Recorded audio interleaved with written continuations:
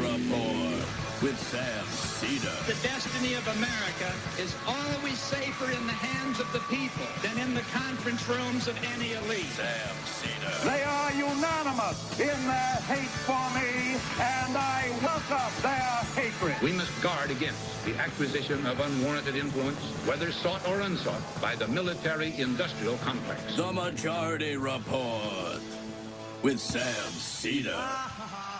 Ever get the feeling you've been cheated?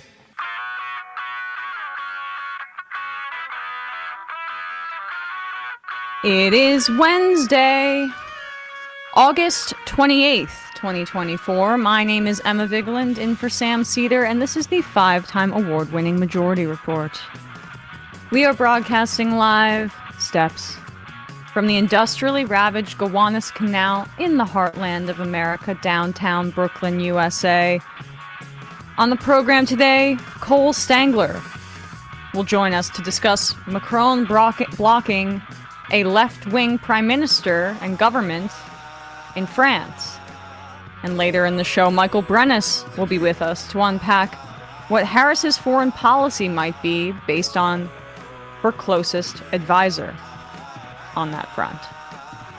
Also on the program today, Jack Smith hands down a new, slimmer indictment against Trump and his allies for trying to overturn the election, after the Supreme Court axed parts of it with their presidential immunity ruling.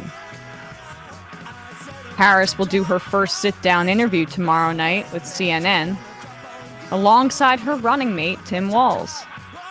They campaign across Georgia throughout the day today. North Carolina continues to trend in the Democrats' favor as insane Republican gubernatorial candidate Mark Robinson drags down the GOP's chances. But in worse news, Larry Hogan, Republican, gains on Democrat also Brooks in Maryland's key Senate race. This was a blue Senate seat, so that's not good news. Trump now says he'll do the September 10th deadline debate, I should say. We flip-flop on it a million times. I think if I were him, I'd be embarrassed by his handlers thinking he needs his mic muted, but that's just me. Yeah, ultimately that insinuation that he's being handled was too much for him to hold out. And the Harris campaign, I think, said as much to goad him. But speaking of those handlers, though, they apparently had a physical altercation at Arlington Cemetery when a worker there asked them not to photograph sensitive grave sites of fallen soldiers. I like soldiers who don't die. Make sure you get the dead guys in the background. A Reuters Ipsos poll finds Harris within the margin of error of Trump on the economy and crime, two issues Republicans poll much higher on in most elections. Wisconsin is the latest swing state where RFK Jr. cannot remove himself from the ballot, joining Nevada and Michigan.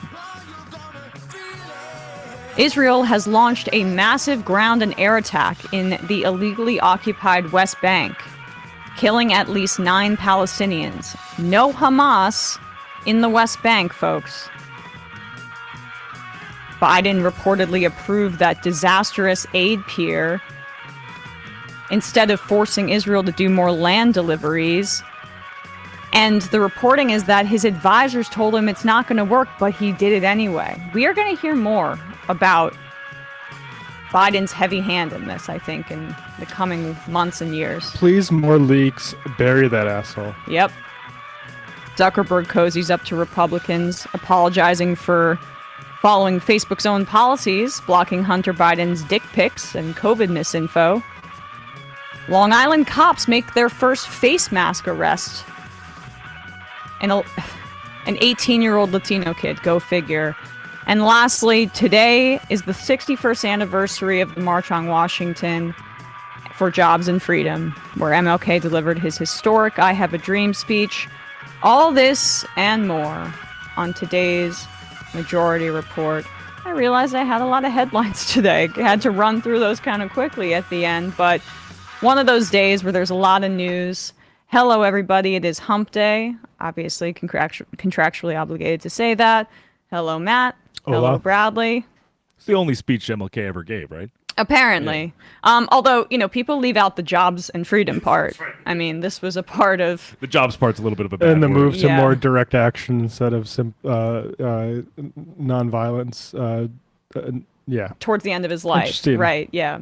Although I guess there was still a few years, but that was where he was going ideologically, right? Yeah. As opposed to some people saying, stop talking about racism. Move on. I heard he was just about love and good feelings. Don't let this stuff get between us.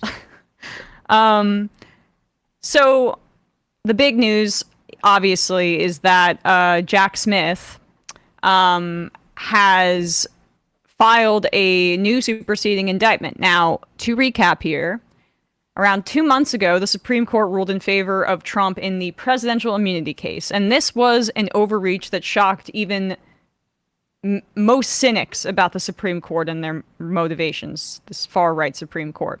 They had already given Trump a win by even agreeing to hear this case because it forced the case to take a pause while the Supreme Court considered what decisions were immune from prosecution if the president made them. And so people kind of thought, like, all right, they'll maybe give something weak and mealy-mouthed, and they delivered him his win because this delayed it almost certainly until after the election. But that's not what they did.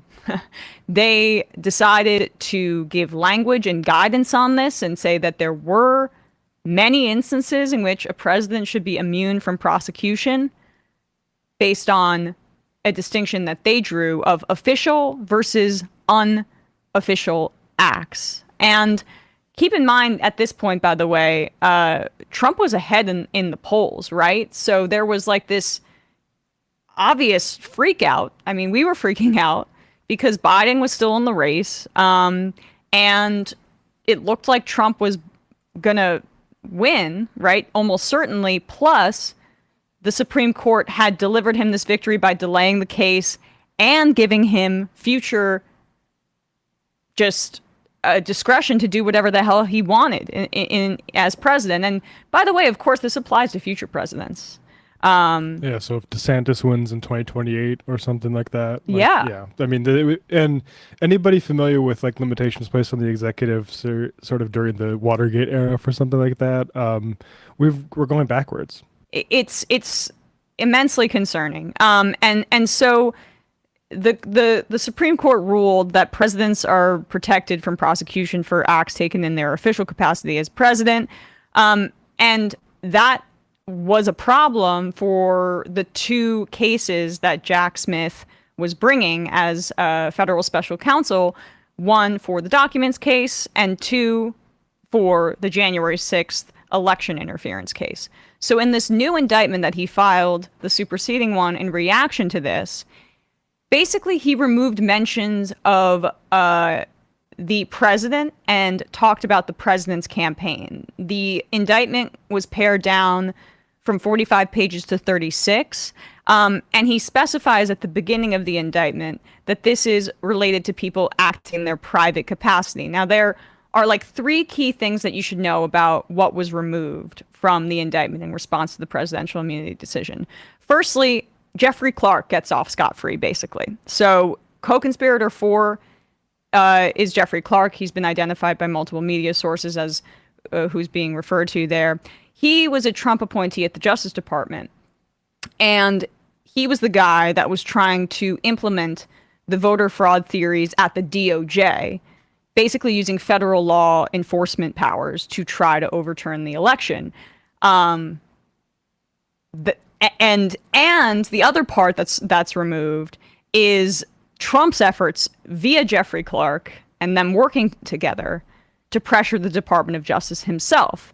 So they threw out Trump trying to fraudulently certify the election in his capacity as president through his interactions with Department of Justice officials, including Jeffrey Clark. The Supreme Court explicitly named that in their decision, basically, that referred to those interactions. So Smith had no choice because the Supreme Court said that those were official acts. Now, that's the meatiest part to me, right?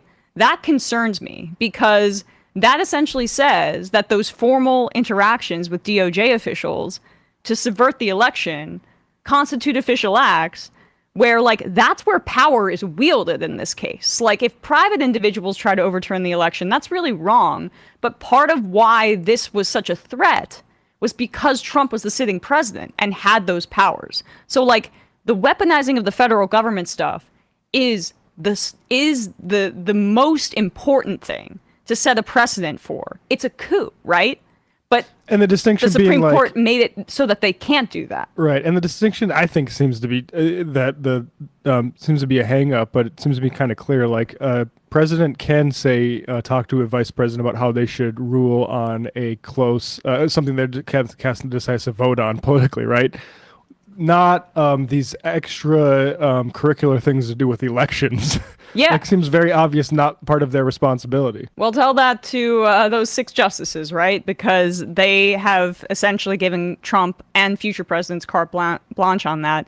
And the other small thing he did was he changed the language from president to candidate for president. But it's interesting you mentioned vice president there, because one thing that people are pointing out Smith did that was maybe a little risky is that he did not change that language as it related to Mike Pence. So he still refers to Pence as Vice President Pence, and also mentions his actions in his capacity as President of the Senate. Now, if Smith wanted to be really safe, he would have essentially referred to Pence as purely a candidate for Vice President on the ticket, and then his capacity as President of the Senate, because in that role, he's maybe distinct from the office of the presidency. And, like, in the way that Jeffrey Clark is not included because he's a DOJ official, this could get murky, I think, for Jack Smith with a Supreme Court that seems hell-bent on giving Republicans whatever they want. So that's one part that I found interesting that was included, and a lot of others have pointed that out. But the thing is that the charges remain the same. And the good news is that basically the skeleton of the indictment remains intact. The 4 charges are conspiracy to defraud the United States, conspiracy to obstruct an official proceeding, obstruction of an attempt to obstruct an official proceeding, and conspiracy against rights. That final piece is really the American people's rights to have their votes heard. That is an enormous part of this, obviously, is that Smith and his team are claiming, rightly, that this is a violation of people's right to vote, throwing out their votes with this fake electors scheme, right? The electors are supposed to truthfully represent the results of the election, as opposed to, say, like, you know, a bunch of Republicans in different states like Arizona and Pennsylvania trying to replace those electors with Trump loyalists who would deny the results that were tabulated in the votes. With all that said, that is what happened yesterday. So it's overall good news, because it means that the prosecution is moving forward. The timeline is still probably post-election, definitely post-election. But this was done with a new grand jury, all of that. So Trump responds on Truth Social here. He made a statement saying, no presidential candidate or candidate for office has ever had to put up with all of this lawfare and weaponization directly out of the office of a political opponent. All right, just pause for a sec. So, I pause my own voice. Pause my own Emma, voice. pause yourself. Emma, pause. Okay, you know what lawfare is? It's, filing dozens of lawsuits about the results of an election that were immediately thrown out in court, and then trying to muscle Republican state officials to appoint people who would fraudulently say that those vote totals were in your favor. Like, that's trying to use the legal system in political warfare. But and Jack Smith is a special counsel for that very reason. He's an independent, right? Appointed to do this in a siloed way from the rest of the DOJ. But anyway. I mean, America famously, like Lula, helped the lawfare against Lula that put him in prison ultimately before he regained power. Trump continues, they've weaponized local DAs and attorney generals and anybody else that will listen to interfere with the upcoming 2024 presidential election. Never been done before. Okay, you did all of this in 2020. This is now Kamala's weaponized system against her political opponent. All of these scams will fail, just as deranged Jack's... Everyone's deranged. You see, everything's a retread here. Deranged Jack's hoax in Florida that has been fully dismissed. He's referring there to the... documents case that was dismissed by the judge that appointed him, or that he appointed, Eileen Cannon. Jack Smith is currently appealing that dismissal, which seems like very likely that he'll win that. And we will win the most important election in the history of our country on November 5th. Make America great again. So that's how he responded. Now here is JD Vance. Oh wait, you want to go? This is another Truth Social that he had. I'll take this. This was his second. Oh, you go ahead. Your Trump is better. Well, also I'll give you a chance to catch your breath. This travesty is now on Comrade Kamala Harris, who is actively pushing it rather than immediately calling for its dismissal, as should be done. This is for third world countries and banana republics, not the USA. As Jack Smith knows. That's deranged Jack for people following along. Yes, thank you, Matt. As Jack Smith knows, the whole case should be thrown out and dismissed on presidential immunity grounds. He capitalized presidential immunity. As already ruled unequivocally by the U.S. Supreme Court, Smith rewrote the exact case in an effort to circumvent... Okay, so Trump didn't write this. This Supreme Court decision. The people of our country will see that is happening, and all these corrupt lawsuits against me will reject them by giving me an overwhelming victory on November 5th for President of the United States. Thank you for that, Matt. And then this was the other part. We'll just go to the bottom here. This is what was pointed out. He was truth socialing all over the place. If we could just pop this up on the screen. They cheated me on the election. They go after me for cheating on the election. Interestingly, this comes at the exact same time as Mark Zuckerberg of Facebook has admitted to concealing massive amounts of information, such as Hunter Biden's laptop from hell. Which is interesting that they point to like the receptacle of the supposed container of this massive amounts of information, as opposed to any of the information that was supposedly within the laptop from hell. Right. I mean, you cannot speak of the devil. Pandora's box, folks. Such as Hunter Biden's laptop from hell, which is a direct acknowledgement that the 2020 presidential election was manipulated and rigged by the DOJ. Jamie Dupree points out that this was his Department of Justice in 2020. Right, yeah. I think following the lore of the laptop from hell, it's been a while since I've checked in with the series, but I thought it was that like Trump that the Biden crime family was selling America south to the Chinese for like hundreds of thousands of dollars, or maybe like maybe even tens of thousands of dollars. Low million count, maybe. They're bad the at absolute business. most. Yeah, it's hard to follow his train of thought. He's kind of a lunatic. JD Vance, though, was asked on the tarmac about this in Nashville, and he gives one response here, but the second one I actually found interesting because he mentions Obama there. But here we go. In response to the superseding indictments against former President Donald Trump. Yeah, I haven't read the whole thing, but it looks like Jack Smith doing more what he does, which is filing these absurd lawsuits in an effort to influence the election. I mean, the one thing that I did see, which I felt was just classic lipstick on a pig, is, of course, the reason the Supreme Court threw out his lawsuit is because they said it implicated the president's official acts, of course, which the president has immunity in conducting those official acts, and yet Jack Smith tried to redefine Mike Pence as from the vice president to the running mate, as if somehow changing those words in an indictment undercuts the fact that Mike Pence is still the sitting vice president and it still directly implicates the president's official acts. So I don't think that it changes anything legally. I think it's clearly an effort to try to do more election interference from Jack Smith. He should be ashamed of himself, and it's one of the reasons why we have to win, because he should not be anywhere near power. Jack Smith. Henry?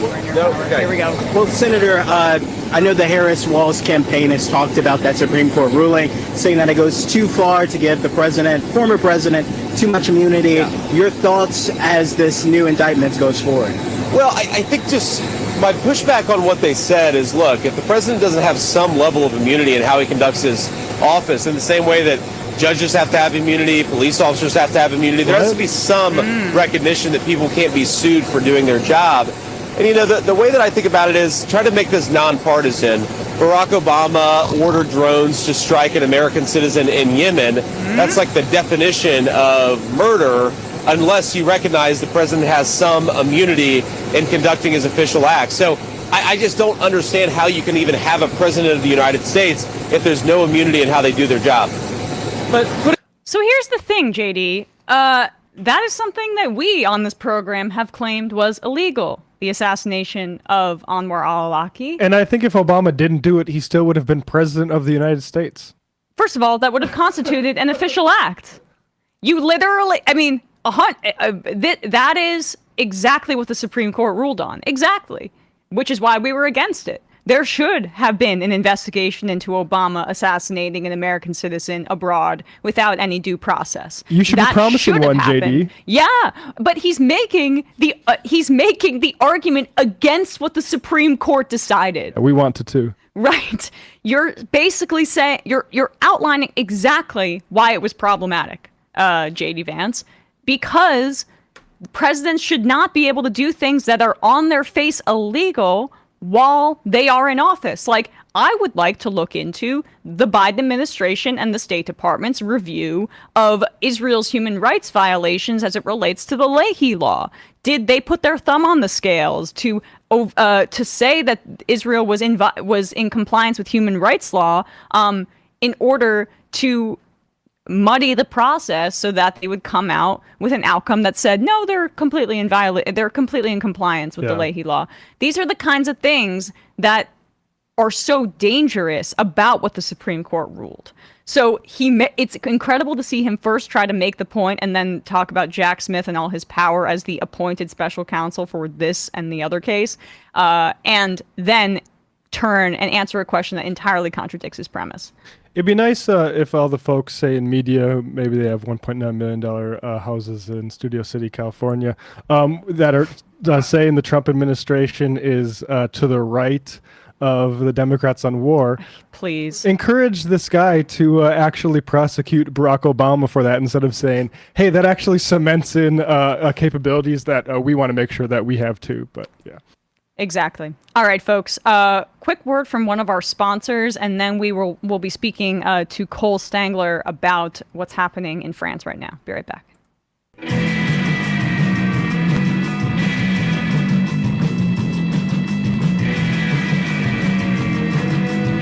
Hey, here's the thing about birthdays. I'm not sure if you're aware of this. They happen all year, which means there's probably someone you should be buying a gift for right now.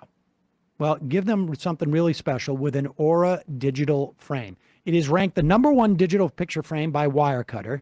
Aura frames are super easy to set up. They are super easy to update and super easy to enjoy. Plus, Aura frames can be preloaded with photos and gift messages. So it doesn't matter whether you're giving your frame to your sister, your grandmother, your mother-in-law, your dad, your brother, whatever it is, you can be sure that their gift is personalized for them. Aura frames are super easy, particularly for folks who may be in your life a little bit technically challenged. You can literally upload the photos and set it up without taking it out of the box. You just get the QR code. You just go, all you got to do is down the app. The app is super easy to use.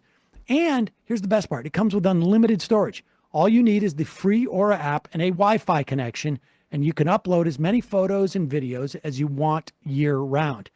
Right now, Aura is having their very first Friends and Family Sale, and we've got an exclusive offer just for you guys. For a limited time only, you can get $35 off their best-selling frame by visiting auraframes.com using the promo code MAJORITY at checkout. That's AURA frames.com, promo code MAJORITY. This is the best offer of the season, so do not miss out. It's somebody's birthday. Terms and conditions apply. We'll put the link in the podcast and YouTube descriptions. Now back to Emma. We are back, and we are joined once again by Cole Stangler, French-American journalist covering labor and politics, author of Paris Isn't Dead Yet, Surviving Gentrification in the City of Light. And his latest piece in Novara is entitled Macron is Making a Joke of France's Electorate. You can see it up here. The subheading is French Democracy is in Uncharted Waters. You can check that out at Novara. Cole, thanks so much for coming on the show today. Yeah, thanks so much for having me. So, for our audience that may not be totally familiar with what's happening or what has happened, I should say, in the French elections over the past few months, and the surprising victory for the left, electorally at least, could you give people a quick rundown of where we're at in France as it relates to that? Yeah, so we had these snap elections at the end of June, the first round, beginning of July. The second round, the National Rally, the far-right party led by Marine Le Pen, was in front after the first round. And then the left actually won a surprising plurality of seats in that second round. You have a National Assembly that was elected as a result, that's pretty evenly split among three camps. The left, again, like I said, has a slight plurality, this left-wing coalition called the New Popular Front, paying homage to the Popular Front of the 1930s in France. That coalition has a plurality of seats. Just behind them are the Macronists. So this sort of snap election gamble by President Macron actually resulted in his party decreasing its share of seats in the National Assembly. And then in third, so they came in third, but they did have a huge surge in support, is the National Rally, the far-right party. So they didn't win a majority, but they still significantly increased their share. And so you've had this scenario really since that second round in early July of three camps pretty evenly split, but the left with a slight plurality. Essentially, the question now is who has the ability to form a government? The French Constitution, I think all of us in France are becoming more familiar with the kind of specifics of the Constitution of the Fifth Republic, because we haven't had a scenario where the National Assembly has been this split before, this divided. And so right now we're in a situation where President Macron, under the Constitution, has the obligation to appoint a prime minister, but he hasn't done so yet. The left has a plurality, like I said, and the left has been making a strong case. Let's pull up that chart. Sorry to interrupt you, Cole, but I want to give people a visual of how it's broken down here. So you can see the NFP, but that's the French acronym. It's the New Popular Front in English. 182 seats in the National Assembly. Ensemble, the Centrist Party, 168, and then the National Rally, the hard right Le Pen party, is at 143. So they have the fewest seats, but together the centrists and the NFP could form a government as well. And was really the strategy, right, in terms of the second round of voting. The centrists and leftist candidates also, if one was up in one race, they would drop out to help the other. It was about an anti-fascist coalition with the centrists as well. If you could just explain how that shook out. So like you said, between the first and second rounds, after that first round in which the National Rally did very, very well, there was genuine concern that actually they'd be able to win an absolute majority. So that's 289 seats in the National Assembly. That's kind of the magic number you need to sort of govern on your own. Because of that fear, like you mentioned, you had left-wing candidates dropping out of races in which they were in third, with Macronists in second, and then vice versa. Macronists dropping out when they were in third in favor of the left-wing candidate, so that the voters would then vote against the National Rally. And that it was actually quite an effective strategy. That was sort of a very temporary, tactical Republican front, is what they call it in France, that was organized to prevent the RN from winning. But critically, that did not say that the left was going to actually govern with the Macronists. And so we've been kind of in this situation of paralysis since then. The people on the left saying, we should be able to have the ability to form a minority government. We may not have 289 seats in the assembly, but we came in first. Give us the chance to do that. And the Macronists have repeatedly refused to do so. We had first a long, quote unquote, Olympic truce that Macron called for, that was, I think, generously respected by parties. Respect the public relations of the Olympics, please. Yeah. And frankly, people take their vacation quite seriously in France too. I'm being very serious. I think that's part of why this worked too. People were off in July and August. Now people are coming back, and the situation really hasn't evolved. And this is where we get into, kind of the, what I tried to argue in that Novara piece, why this is so alarming is that, I think there's a compelling case to be made that Macron is kind of pushing the bounds of his role, frankly, as the president. there's an ambiguity in the Constitution about, yes, he has to appoint a prime minister.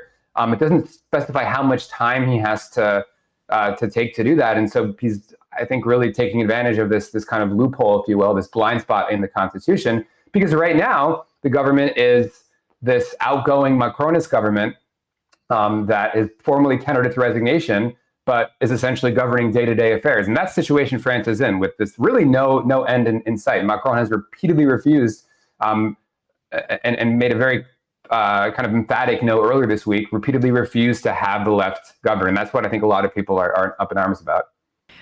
Does Macron have the ability to call for elections again? And basically, is he attempting to sabotage the government to this degree so that it's dysfunctional and people get fed up, and then basically the Macronists are able to have a third bite at the apple, or I don't know how many bites at the apple, but try this one more time?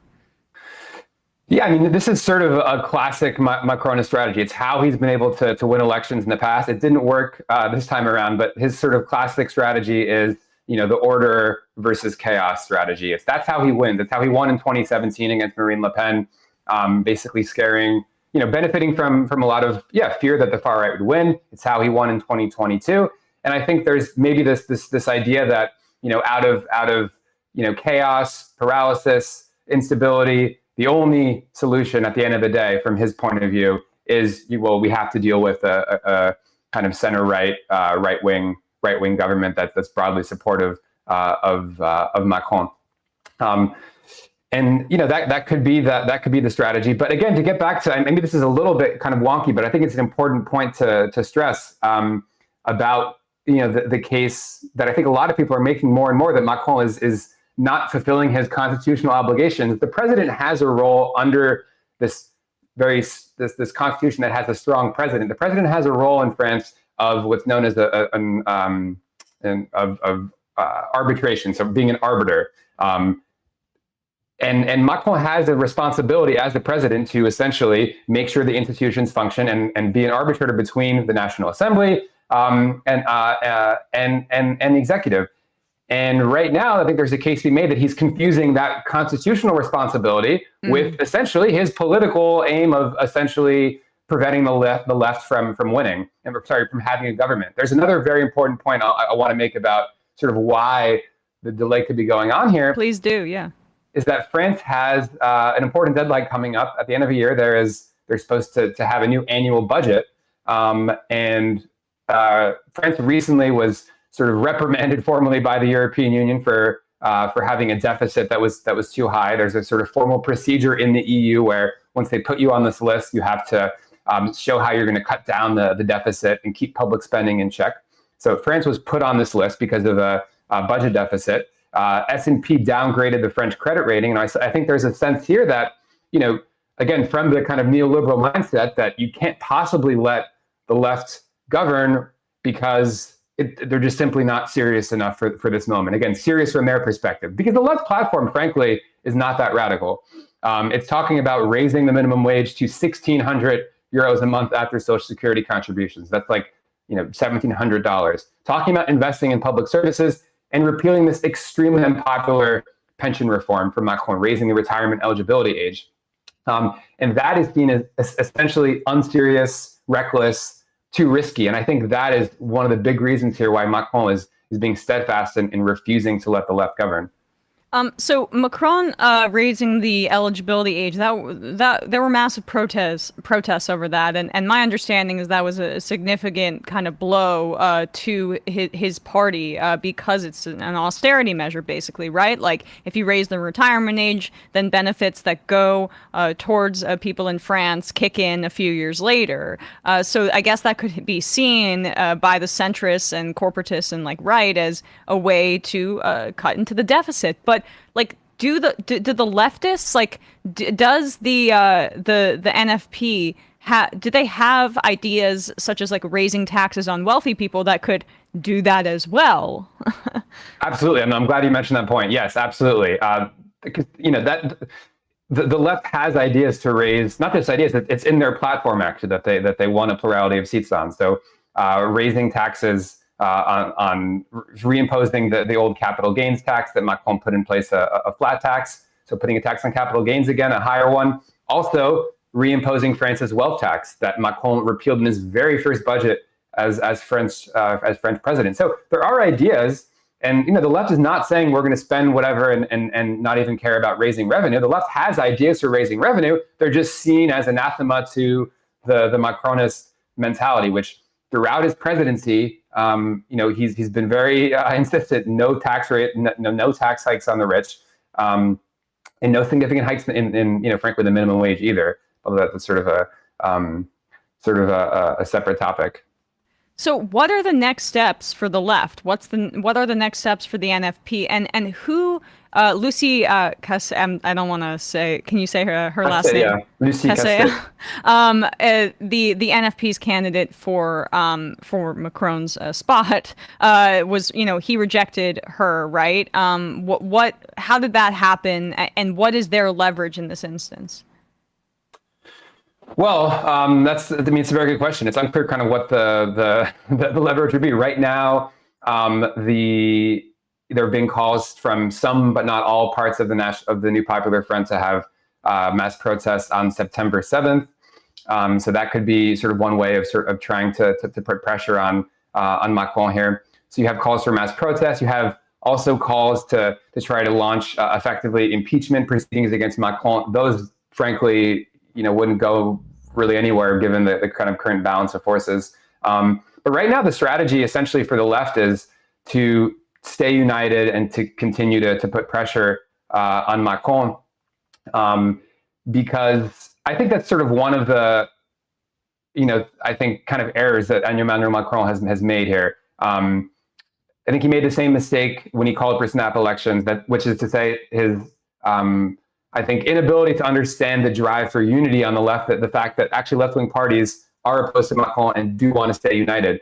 His goal right now is to essentially peel off, the center left into supporting a kind of coalition, so the Socialist Party. But right now they haven't budged. And so I think that the key for the left essentially is to stay united, to say they're not going to support a government that's not led by Lucie Castet.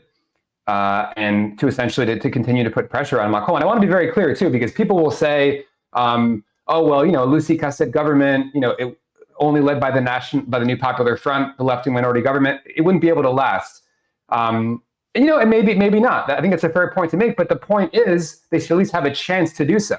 Let them try to form a government. If there's a motion of no confidence, fine. Well, then we go back to square one and we see what else happens. That's what other democratic countries do that have parliamentary systems. But Macron is essentially refusing to even let the National Assembly kind of sort that out on their own. It's this sort of executive, this excessive use of executive power that's quite alarming. And again, it's very consistent too with frankly how he's governed. You can see this kind of semi-authoritarian, illiberal kind of edge throughout his presidency, contrary to what the kind of the economic neoliberal policies that he proposes, right? Like a little bit. Sorry, go on, Cole. No, absolutely. That's an example. And I mean, look at. I mean, just the fact that those policies are so tremendously unpopular, and that he nevertheless, pushed them through. The retirement reform is a great example. 8 in 10 French people were opposed to that pension hike. You had mass protests, some of the most significant protests in generations in France, even by French standards. And Macron's response was essentially, I'm going to ignore you. I'm going to have the National Assembly pass this without a debate. So the retirement reform, you go back to the yellow vest, you can look at the policing strategies too, the extremely aggressive use of police force that we saw. So we saw that in the pension reform protests. You had, criticism from Amnesty International, human rights groups. We saw it with the yellow vest movement, in late 2018, early 2019, that uprising over the proposed hike in the fuel tax. So this is someone who, has a very, let's say, thinks he has a tremendous amount of executive privilege and executive power, and he's governed that way. And there's a very famous quote. I don't know how famous it is. It's famous among kind of nerds like us, but Macron gave this interview before he was elected, so in 2015, in which he talked about really the big issue in French politics is the absence of the king. It's, France has struggled to deal with this kind of emptiness of getting rid of the king, and the Republic has tried to kind of fill this void with a strong executive, but it doesn't really, do so. And that's kind of Macron the intellectual, kind of taking a back step and observing, but or working backwards from his desires to have more power, and then making it into like there's this yearning in French society for a king, and I mean, what else can I do? And he thinks of himself maybe as someone like Charles de Gaulle, who again the constitution that has a strong executive was designed for Charles de Gaulle. For all the criticism you could make of de Gaulle, I'm by no means a strong supporter of Charles de Gaulle, but at the very least, this is someone who had a popular base, who was supported significantly by the French population. Macron is extremely unpopular. So imagine somebody who thinks of himself as kind of a de Gaullean-like figure, but has the approval ratings of Joe Biden. I mean, right. That's kind of what we're dealing with there. And I misspoke a little bit earlier. I meant to say that Macron would have to appoint or approve the NFP's candidate for prime minister, Lucie Cassé, as you said earlier. Who is she? What are her views? Are they radical in the way that some are describing? And why? What was the reasoning for rejecting her? So Lucie Cassé is a 37-year-old, what they call high civil servant, so working for the Paris municipal government. She's an economist, and she's kind of the candidate that all the left-wing parties were able to agree upon. And we could spend a lot of time even talking about all the divisions on the left. There was a lot of back and forth, and frankly, the delays went on for perhaps for probably too long. But Julie Cassette was the name that everyone could settle on because she kind of filled all the boxes, because she was tolerated basically by these forces that include everyone from La France Insoumise, left populist party led by Jean-Luc Mélenchon, to the more center-left socialist party, and including the communists and the Greens. So she's someone that everyone could kind of agree upon. And, she's not someone that, critically, like I said, a civil servant, not someone with, experience as an elected politician.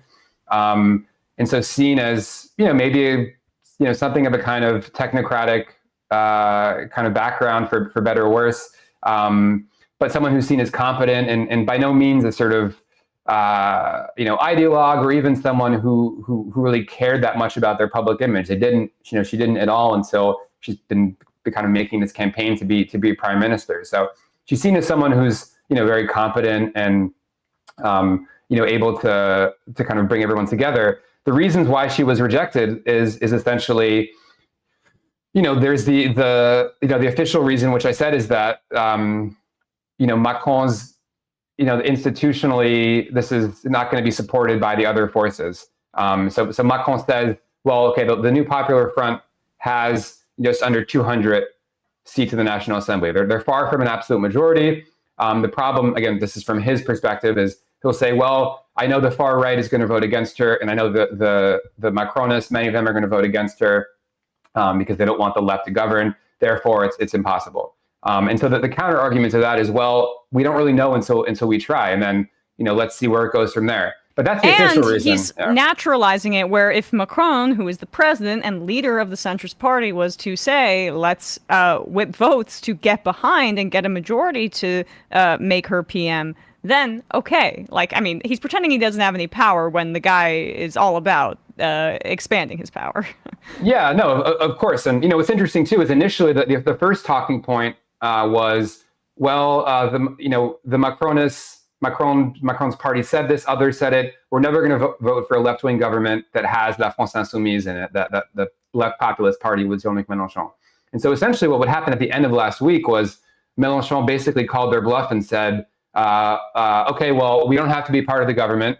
We're ready to support a government, but we won't participate in it. And that's actually this tradition in France of communists supporting governments but not actually being in them. The Popular Front, had this, for instance, back in the 30s. So even when the La France Insoumise said we're not going to participate, they still said, well, we're not going to support a platform that's supported by the left. That's a red line. So even that has kind of shifted over time. And the next steps are it's really unclear. I wish I could kind of give you some clarity, but I think nobody really knows how this is going to shake out because there's not really a precedent for this. Well, he's up for re-election, in 2027, Macron? Yes, and the next, he can't call legislative elections until 2025, which is a year from now, so a year from the last legislative elections. And so we're kind of stuck in this situation right now until at least next early summer. Last question I'll give to you, Cole, from one of our viewers who writes in as Nancy Mace, says, does the French government function in any way while there is this impasse? I keep thinking about how the U.S. can do nothing until there's a speaker.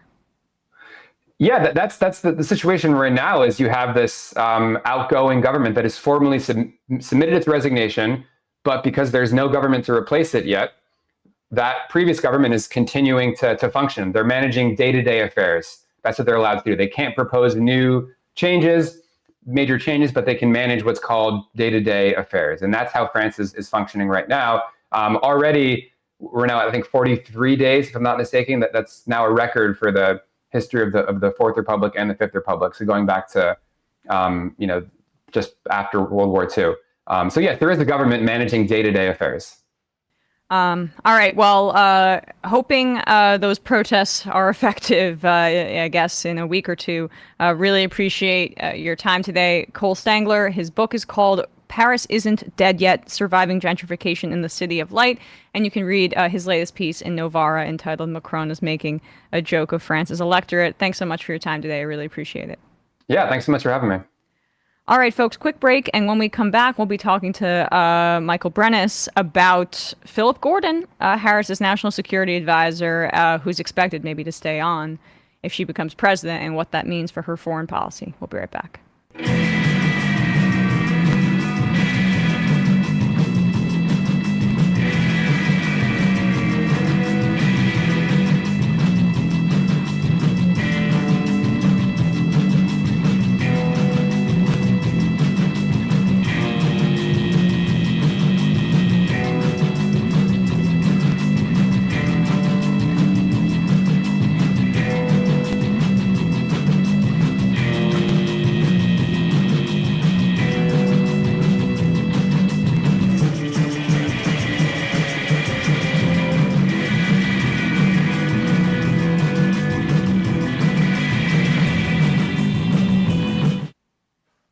We are back, and we are joined now by Michael Brenes, co-director of the Brady Johnson Program in Grand Strategy and lecturer in history at Yale University, whose recent piece in the Boston Review is entitled The Harris Doctrine.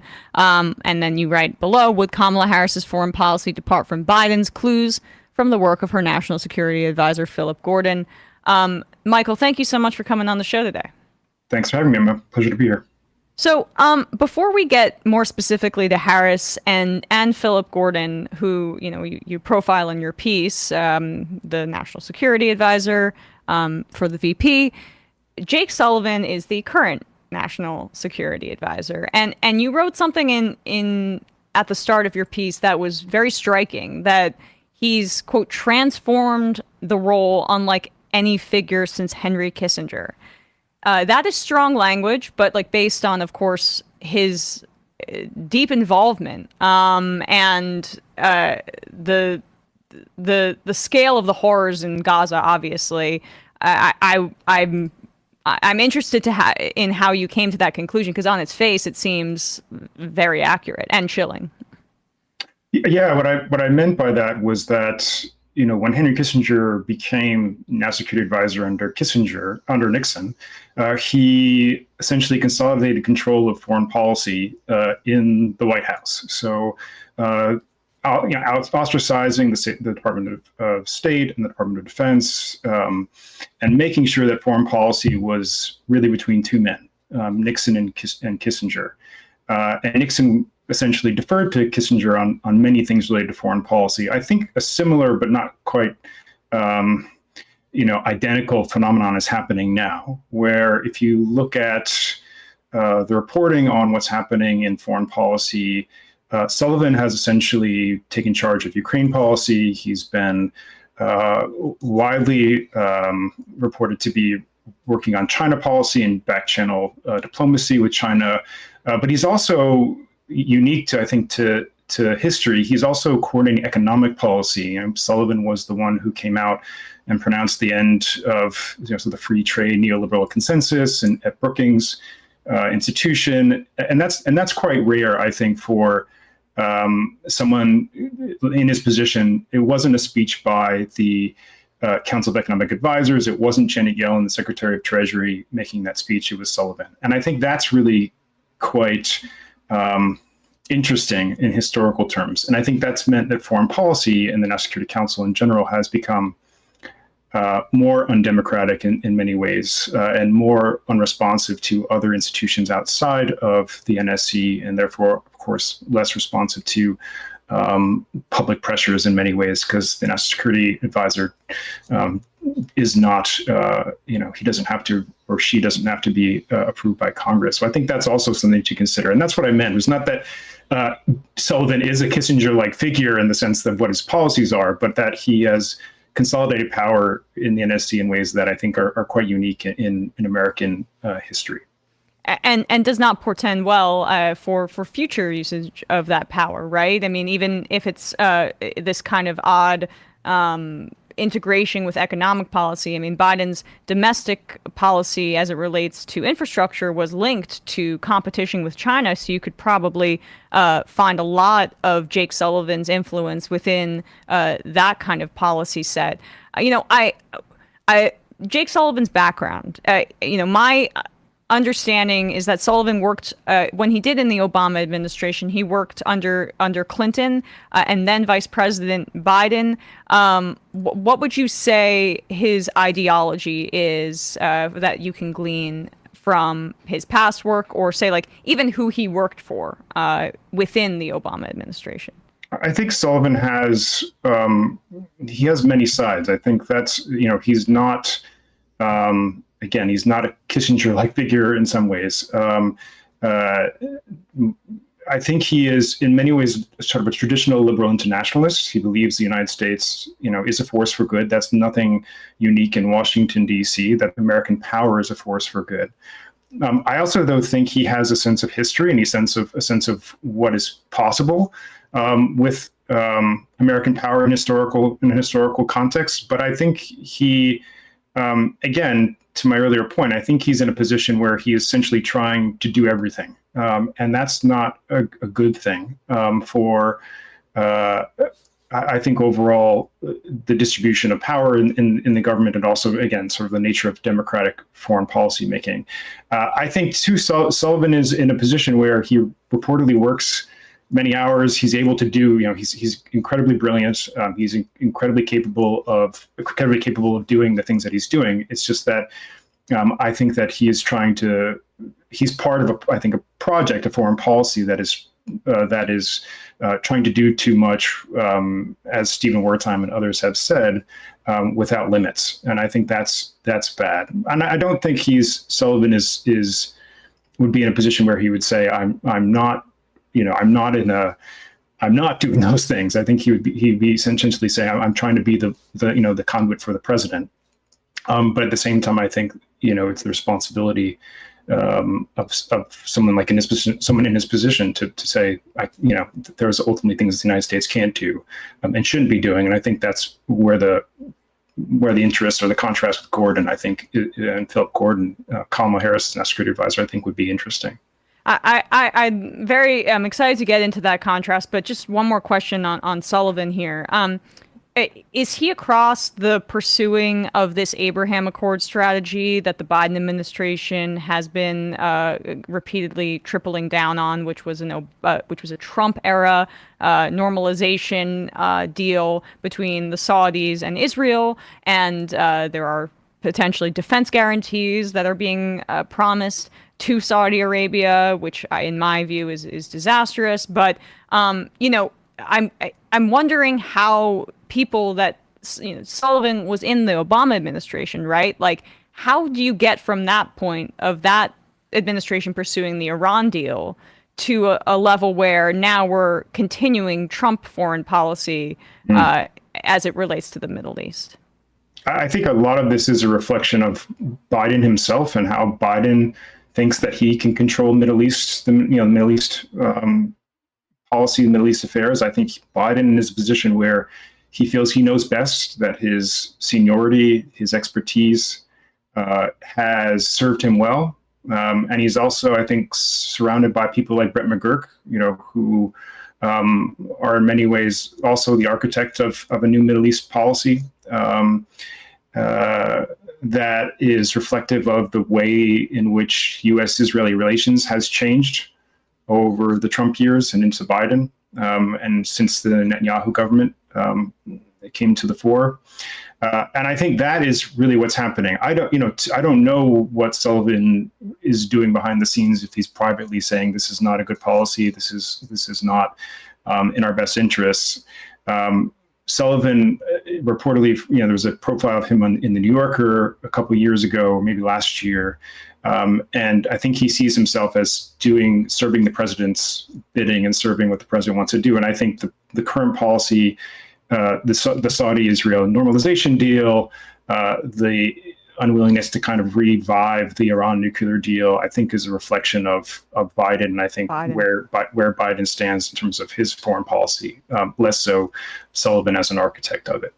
Yeah, I mean, I've been emphasizing here on the show Biden's long romanticized history with Zionism and his hawkishness on Israel that dates back to the beginning of his career, even, or close to it, in the 70s. I mean, there were some daylight at the beginning, but he's just tripled, quadrupled down throughout the decades, right? I mean, that story that came out late yesterday about the pier, where he was reportedly advised that the aid pier outside of in the ocean outside of the Gaza Strip would likely fall apart because of weather conditions and the sea. And Biden didn't listen to his advisors and did it anyway. And it occurs to me that I saw the writer, I'm forgetting their name, but Emissary of the Night on Twitter made this point. We're going to see probably more stories that trickle out about Biden's heavy hand, potentially in like saying, this State Department review of the Leahy law, it actually did find that Israel's in compliance with humanitarian law, or for something like that. Like, as he exits power, is it your assessment that his involvement in Gaza and Israel policy it may become clear that he's been heavily involved as the president in making some of these really disastrous decisions? Yeah, I think that's absolutely right. I think we're going to find out that Biden was the one who, where the policy was originating from. And I think that, again, I think to my other point, I think what Sullivan and others are doing is following what the president wants. And the president's statements, I think, reflect the policy. It's obviously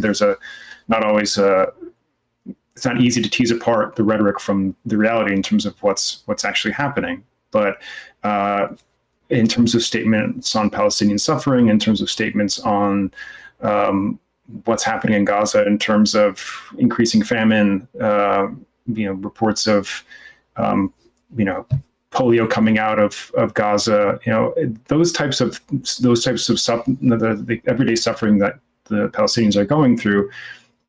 There hasn't been a shift in policy as the war has evolved in the ways that it has, and I think that's not necessarily a reflection of Sullivan. That's a reflection of Biden and where Biden wants to go with U.S.-Israeli relations and what he thinks is, in his view, the need to defer to Israeli security concerns, which I would argue are not necessarily interests of the United States at the moment in terms of what the Israelis are doing in Gaza and then today or yesterday in the West Bank. Right. Absolutely. So I wanted to flesh that out just to give people a picture of the Biden administration and how his approach has, and again, we will know more. Eventually there will be books and information that comes out about this, but just assessing it with the information that we have. So now I guess let's turn to Philip Gordon, Kamala Harris's national security advisor, who comes out of the second term Obama folks, right? Like he was under John Kerry with Ben Rhodes, is my understanding. Do you see a difference in ideology with the folks that were under the Hillary Clinton Secretary of State first term period for Obama and the guys that John Kerry brought in, like Philip Gordon and Ben Rhodes, who were the architects of the Iran deal, which, you know, I was a huge fan of and remain and want us to re-enter. Yeah, no, I think that's right. And I think there was a clear shift from, you know, the departure of Hillary Clinton as Secretary of State, you know, in the second term. And there was also, I think, just a shift in America's policy towards the Middle East and the overall shift in the war on terror by the second Obama term. And Gordon comes in as the sort of Middle East coordinator in 2013. And at that point, we're dealing with tensions in Syria. And Gordon is the one initially to say, let's start arming the opposition to Bashar al-Assad. Let's start sending weapons in. And quickly kind of changes his mind and pivots and says, I don't think that's actually going to achieve the ends that we want to achieve. And sure enough, he ends up being right. And that experience informs, I think, or helps us understand him in larger terms. I think what Gordon is, he's a unique person in Washington in the sense that he's willing to make mistakes and willing and own up to those mistakes.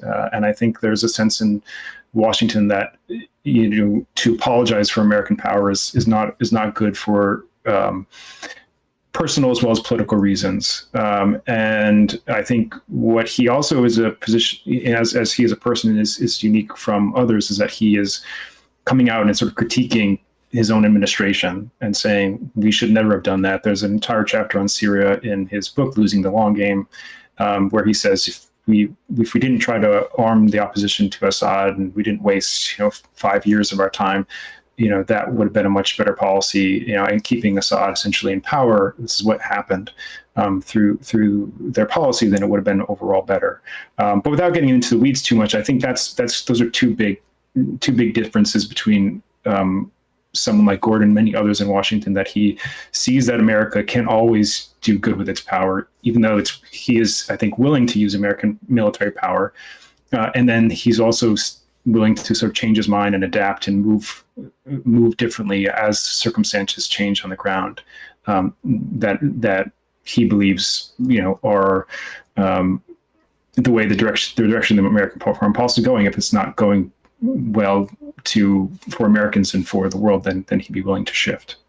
Right. And as you write, I mean, we're operating within a very kind of narrow permission structure here as it relates to people who are diplomats or who have ambitions in terms of diplomacy or the Secretary of State or National Security Advisor.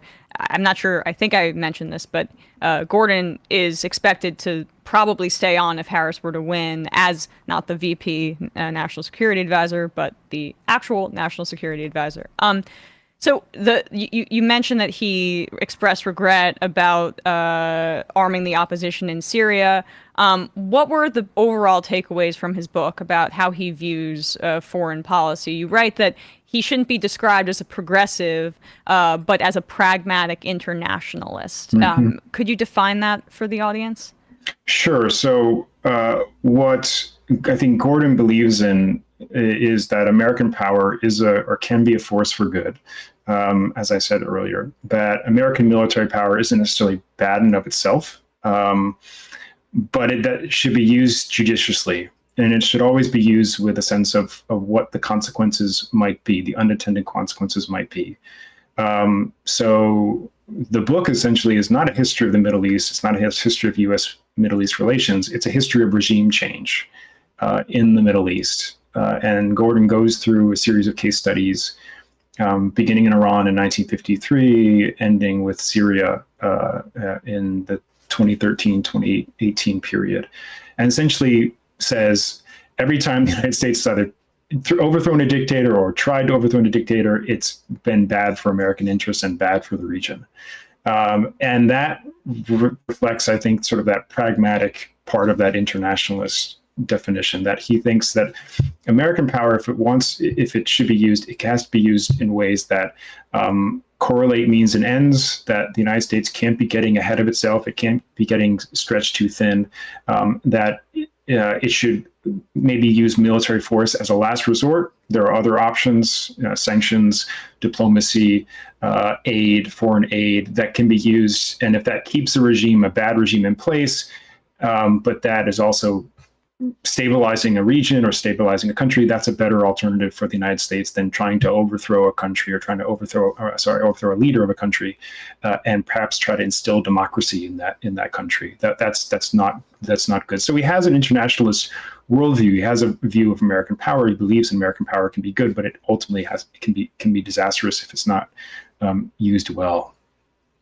And you also write that he had criticisms of the Iraq War early on, really more about like, oh, we could be fighting the war on terror in a way that makes more sense, that's smarter. Again, for the audience, this is not where our politics or my politics are, right? But this, in this spectrum, he was critical of the Iraq War at its outset. What do his writings say about the Iraq War in particular? Yeah, so he believed that going into Iraq unilaterally to overthrow Saddam was a bad idea. That if you were to overthrow Saddam, you'd have to get an international coalition behind the United States. The United States doesn't have that. France, Germany do not support the invasion. The British Prime Minister, Tony Blair, does support the invasion, but that's not enough for Gordon. It's not enough. That's not a majority of NATO states. There's not a huge European backing behind traditional allies in Europe behind the war, and therefore he believes that this is going to end badly. You're going to have to then pour, which happens, a large amount of American resources into rebuilding the country, which is what happens, and we also don't know what kind of security vacuum will exist when Saddam is gone. And that's basically what he says in a roundabout way. By 2004, he's saying that this was not a good idea. The way that the Bush administration did it, it doesn't look like it's going to end well. And by 2006, he's saying, we should effectively kill the Bush, vision of preemptive war. And he's glad that the Bush idea of preemptive war, going into countries, overthrowing leaders with the hopes that democracy will spring forth or that it will deter other would-be aggressors from invading other countries and, potentially even spreading nuclear weapons around to terrorists. Like, that idea is actually not effective, and we should shift back to a more, internationalist mindset, multilateral approach to conducting foreign policy. And so his critique of the Iraq War isn't one from the left. It's not a one that you or I would make, but it's still quite powerful given the times in which most of the Democratic establishment, certainly in Congress, were saying, well, we don't quite want to back the war, but we should back the war, kind of thing, and capitulating to Bush's war plans. And here Gordon was kind of qualifying his language a little bit, but essentially saying that the war wasn't going to end well, if Bush pursues in the ways that he did. And sure enough, he was right. China policy, is it your assessment that he would kind of pursue the same, hawkishness that the Biden administration has adopted? Yeah, that's one area I think you will see some continuity, unfortunately. Right. I think great power competition with China has become overwhelming in Washington.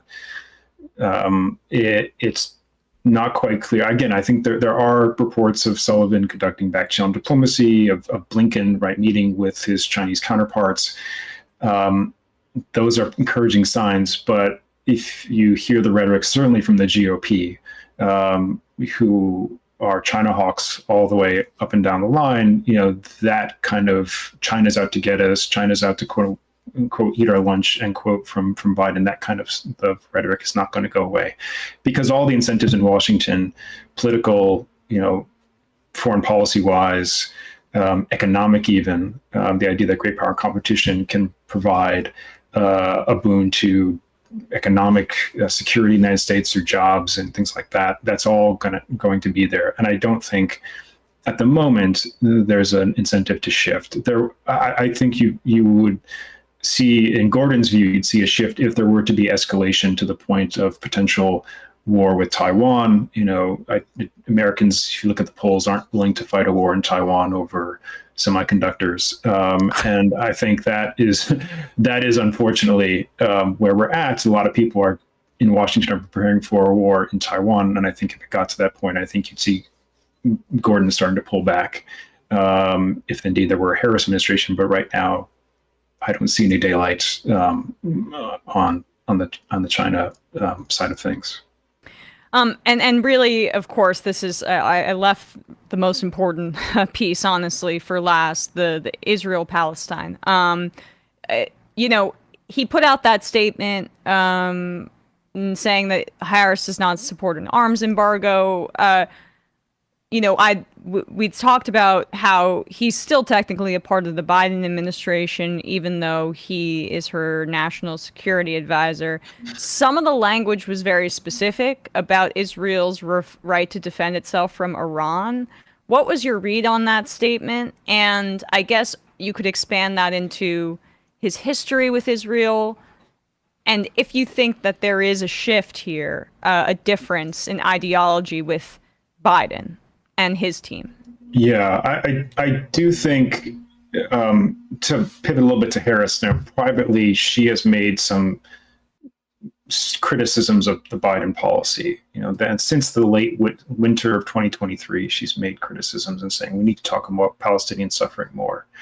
And I think that's partly a reflection of Gordon too. And Gordon has said, if you look at throughout his writings, what I found was that consistent support for the two-state solution, right? And I think he still believes that. It's more elusive now, a two-state solution, right? And that's I mean, every Democrat says that, right? Every Democrat says that, right? Exactly. And it's not. It's like it's a fiction, in my view. At this point, it's getting harder and harder to see how that can actually happen. Yeah. So that's kind of a continuity. I think what you would see is the separation from if we're looking at Gordon's book as a guide to what policy should be or would be in a Harris administration. Gordon abhors escalation, particularly unnecessary escalation, and the war has escalated to a point where it's no longer, no longer where Americans thought it was going to be in the winter of 2023. And I think now there's a situation where the United States is preparing for a regional war, preparing for Iran to get involved, and that's contrary to our larger interests as Americans, I would say, but certainly to Gordon's view on world order or world affairs and foreign policy. And so, if there were to be, I think, a Harris administration and Gordon's a part of it as an security advisor, I think you would see immediately kind of how do we pull back from this escalatory ladder that's happening, and what can we do?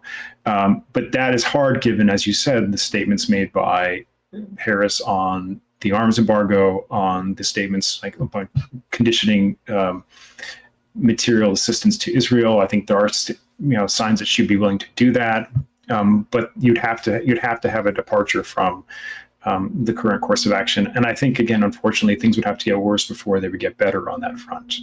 And how is it possible to get worse? A wider war with Iran involved and Hezbollah involved, and a greater situation where the United States is now looking at, again, and Gordon's fears, like a regime change situation, right? Where, what do we do now?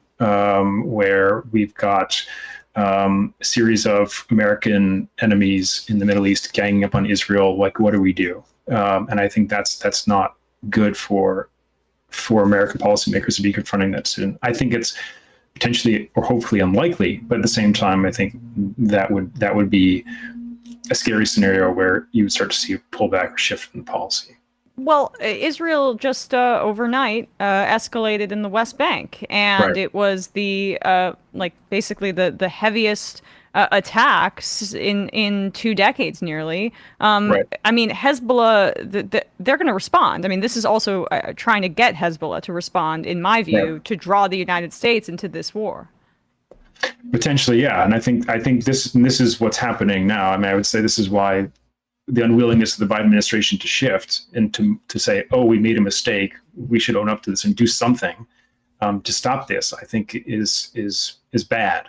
Just to watch it happen and say we support Israel, unconditionally. It's one thing to say we support the Israeli state and we support, the existence of Israel. Yes, that's obviously, fine, viable to support the existence of Israel, but to support the Israeli war policy, that's completely different, and that's not happening. There should be some separation between the two, and I think that's what you saw in the Harris speech, was that trying to say I support the existence of Israel, I support the Israeli state. But yet that kind of not transitioning into a distinction from the Israeli war policy, I think is a problem for American foreign policy. Yeah, I mean, and as it relates to Harris herself and her role as vice president, what is your view on the balancing act that it appears that she's doing in terms of Biden's foreign policy, not trying to have it tied to her, but also not trying to undermine the sitting president for better, for worse? I mean, it's for worse in my view, but for better, for worse, while she's still a part of the administration. This is quite a unique set of circumstances. Yeah, I think there have been comparisons made to 1968 and Hubert Humphrey as Lyndon Johnson's vice president. Humphrey came out against the war in 65, said this is not, before February 1965, saying this is bad, don't do this, Mr. President. Johnson did it anyways, and he thoroughly backed it. There have been comparisons in 68 saying, well, will Harris do what Humphrey did, and eventually by September of 68 came out for a resolution to the war, which was a clear break from Lyndon Johnson's support for ongoing war. I think if that were to happen, if that would happen, you'd have to see the situation be one where Gaza becomes a larger problem for her in the polls. It's already breaking up in elements of the Democratic coalition, but not to the extent that the Democratic coalition is completely fractured, where she can't win the Electoral College in November. And I think there would also have to be some willingness on the Harris administration to say this policy to carve out early, to say this policy will not be my policy going forward. But that again would depend upon the politics of it. And right now, she's not in a position where she feels she has to. I would say come out against Biden's policy for her political survival at this point. That's those are the conditions right now. And I think that's right. She's going to have to toe the line. And you look at the DNC platform. It's very much Biden's platform. Copy paste. Yep. Yeah, and that partly has to do with when she announced, but it also has to do with, I think, her trying to continue in many ways the Biden legacy and needing him and needing his backing, I think, in many ways for the election. I guess, I'm trying to balance my seeing things like about Philip Gordon and the optimism there with those practical realities. And it's difficult. I'm parsing you're parsing all this information. You're hoping in one direction, but I am, based on your writing, Gordon just seems like an improvement on this West exec crew with Tony Blinken and Biden's deep ideology. I guess to kind of wrap up here, if you could give your overarching assessment of the Biden administration's foreign policy, and do you think that the Obama crew, like the Iran deal guys, Ben Rhodes, Philip Gordon, who were willing to say, hey, screw you to Israel with the Iran deal. Like, people forget that Israel and the Israel lobby was heavily against the Iran deal. And that's part of why I thought it was such a good achievement of the Obama administration. And Biden not pursuing that, Biden pursuing an even more entrenched policy with Israel. I mean, in 2013, at least the Obama administration attempted those peace talks with Israel and Palestinians. It didn't go anywhere, but Biden didn't even gesture towards that. He, in the first 3 years of his administration, I think you could say, like, part of that probably increased the desperation for Hamas at the pursuance of the Abraham Accords across two administrations, or not. And they've mentioned that as a part of the reason why they attacked on October 7th. Like, does that did those Obama people undercarry the Iran deal, folks? Is there significant daylight between them and Biden and Tony Blinken and the West exec people? I think, to sum about sort of Biden's foreign policy, I think, that the situation in 2021 was one that, we're going to pull out from Afghanistan, we're going to get out of forever wars, wind up the war on terror, move to China competition. And a lot of the people you mentioned were very much interested in, seeing China as the next threat, and they viewed China as the next threat, the only threat that can match American power, both in economic and military terms.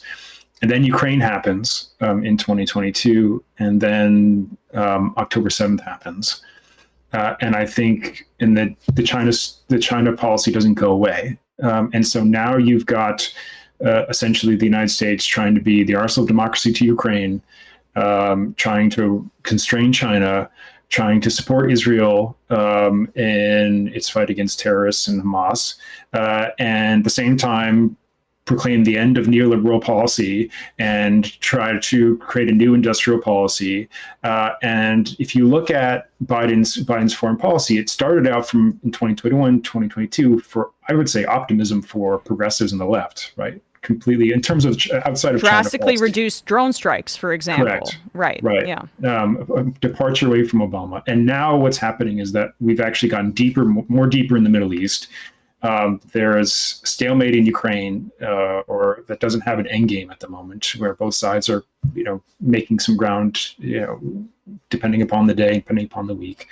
And China tensions have escalated. And I think so the track record is such where good intentions, spiraled out of control, because I think American primacy is hard to maintain in 2024. That was sort of where I ended the Gordon piece, was that if you look at Gordon's policy, it all sounds good in terms of the Middle East.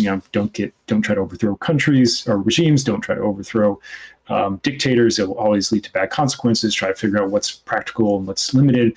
But yet, the United States is committed to primacy and trying to save the world from threats, autocracy versus democracy in Biden's terms, then that's invariably a policy that's going to get you involved in ways that are stretched, that you're stretched too thin.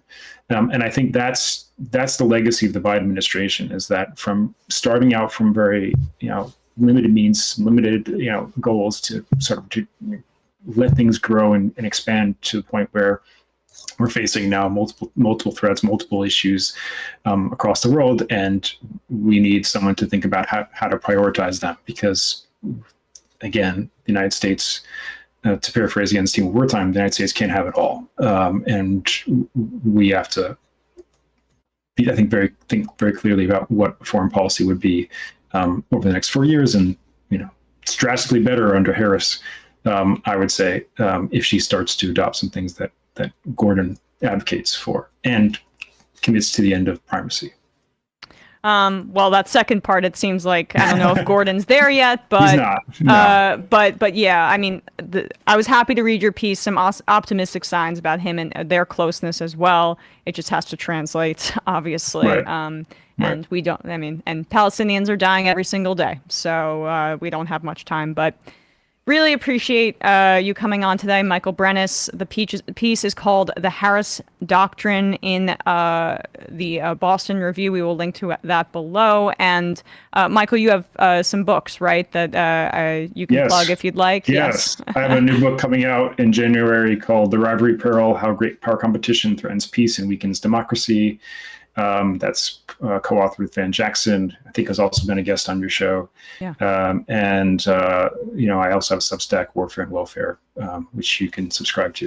So thanks for having me on. I appreciate it. Of course. And we should have you back on in January for your book. Love to. Okay. Love to. Great. Awesome. Thanks. Thanks so much, Michael. With that, we will wrap up the free part of this program and head into the fun half. The number is 646-257-3920.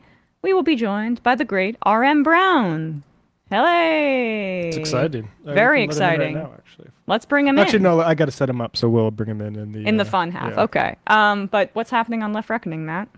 Yeah, Left Reckoning. Last night we had Ben Burgess on, also talked about some Texas shenanigans and with regards to them telling Mexico, like, hey, you can't do any judicial reform, says the judicial experts at America, and some other stuff. So check that out, patreon.com/Left Reckoning.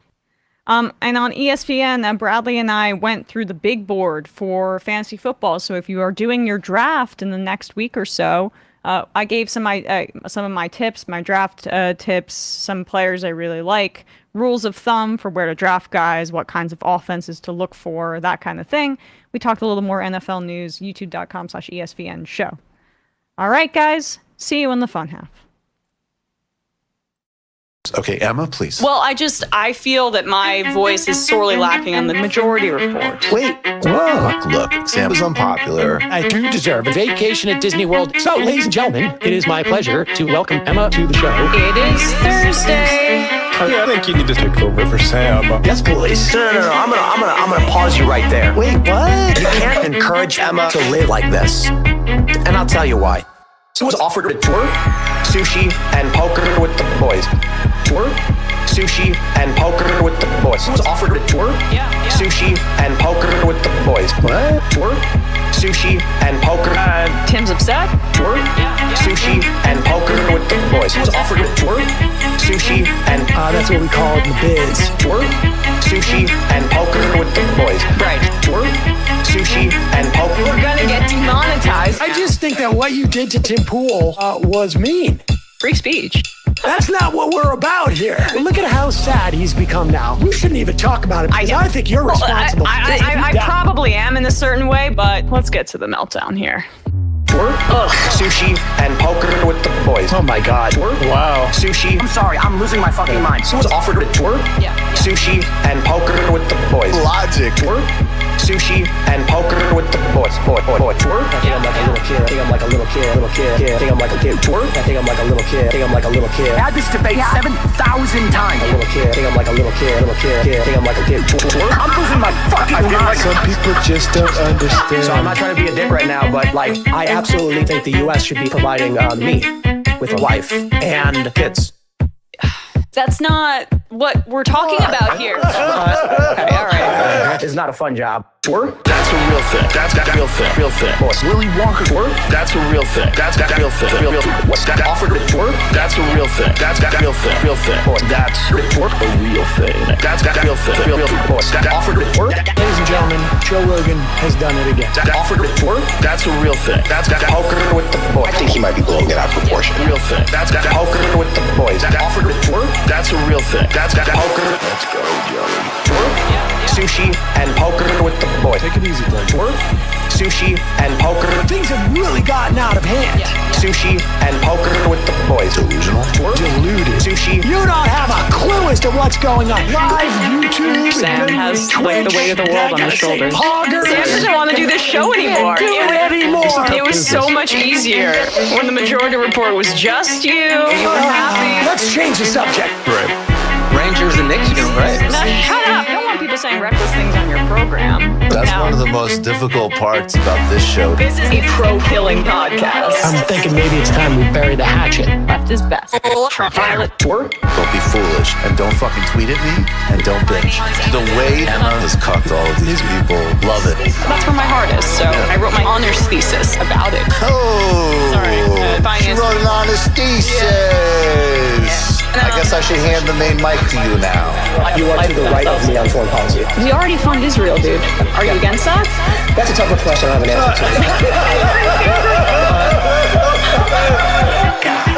answer to. Incredible theme song. Hi, Bumbler. Emma Vigeland, absolutely one of my favorite people. Actually, not just in the game, like period.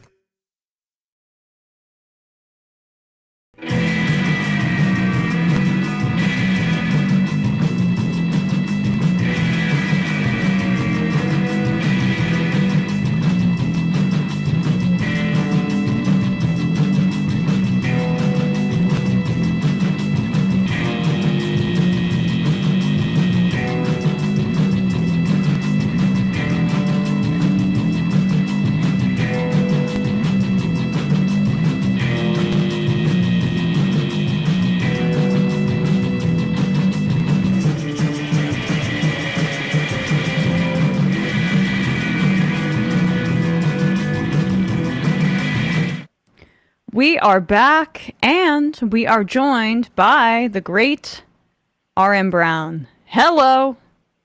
Thanks for having me, Emma. Great to talk to you. Yes. Appreciate it. I saw a clip of you where somebody was giving you a hard time. They were saying you were lying or something. Oh, yeah. Oh, gosh. Oh, great. They clipped that. Matt wasn't there for that. That was on Friday. Yeah, no, it's fun. Election season's fun. It's great. It's great. It's, it's between why I want both Trump to win, and then also, I support Palestine. I support Israel or something like that. So you get it from both sides. But I'm not trying to complain. I've got a cushy gig where I can talk on the microphone for a lot of people like to react to stuff, and we're actually out here making it. React away. Ooh, grasp for your attention. Grasp away. Try to get people to produce your shows for you. Yeah, exactly. That's good luck out there, folks. It made a good clip. It was a good clip. All right. Well, that's all that matters. R.M. Brown, tell people a little bit about your show. Oh yeah, I have a YouTube channel. It's called R.M. Brown. I'm doing goofs on there. I think there's some people who know about it already. I saw a bunch of trolls in the chat saying show-related things. So. Like Lana Del Rey.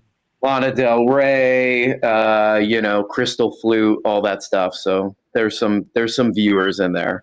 They're just ruining your chat right now. With all the inside jokes that you have on if people want to be on the inside, it's very easy. They can watch your show. Yeah, subscribe to it on That's Patreon. The best way. Thank you, Matt. Thank you so much. Subscribe on Patreon. I mean, I act like that's some sort of charitable contribution, but really RM sort of provides an intelligence service for a Majority Report in terms of subjecting himself to Tim Pool and Patrick Bet-David clips. He's leveraging my brain rot that I do watching hours of that trash.